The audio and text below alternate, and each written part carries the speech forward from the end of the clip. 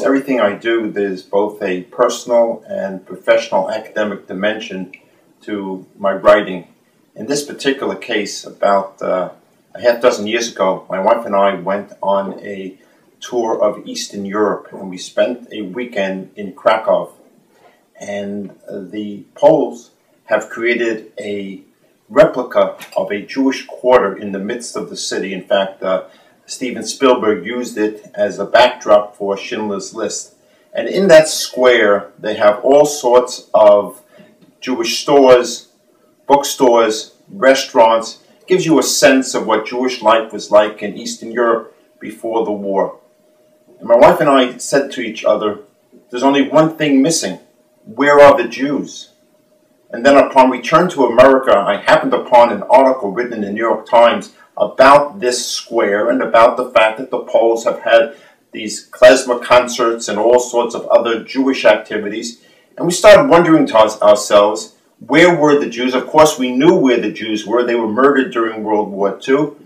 And we were wondering, what would Jewish life be like in Eastern Europe had the Holocaust not taken place? We imagined that affluent Jews might buy villas in Lodz, a great Jewish city. We imagined that yeshiva students, instead of going to Israel for their gap year, might be going to the great Lithuanian yeshivot. So we started wondering, what would Jewish life have been like had there been no Holocaust? That's the personal dimension. The professional dimension, is the academic dimension, is that I became keenly aware of the fact that alternate history has become a respected, intriguing discipline within the academy. And I came across works that suggested alternate scenarios to the beginnings of the Second World War, including one article that suggested quite clearly that if the British and French had stood up to Adolf Hitler in Munich in 1938, the entire war in Europe would have been different, the war would have started earlier, and most importantly, there would have been no agreement between Hitler and Stalin in 1939, which was the predicate for the beginning of World War II. And there was one line in that article where the author said, there would have been no invasion of Eastern Europe, and that's where 6 million Jews lived. More importantly, I started wondering to myself, would Jews in America in the late 20th century, would they want to go back to Eastern Europe to see their brethren after a generation or generations, almost a century of assimilation? This is a fictional work, but it's predicated upon real historical sources.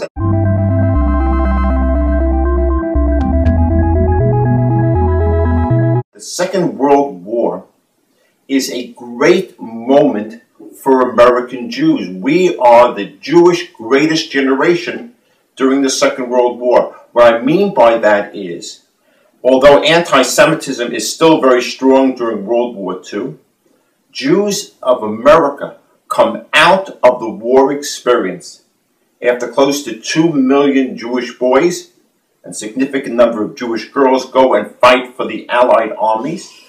American Jews come out of World War II with a sense of empowerment, a sense that we have contributed to the great democratic cause in World War II, and we are worthy of rewards for what we have done.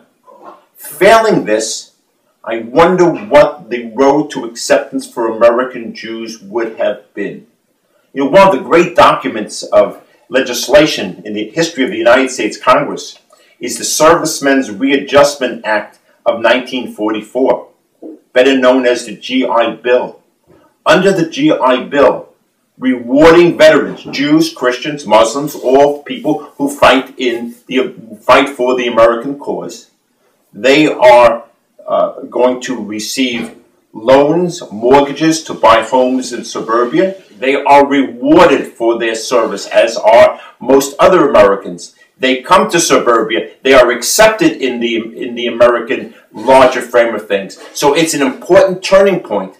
So my book looks at this experience in a negative way. Namely, we don't have a World War II where Jews can prove their mettle. And what would be the American Jewish experience without World War II?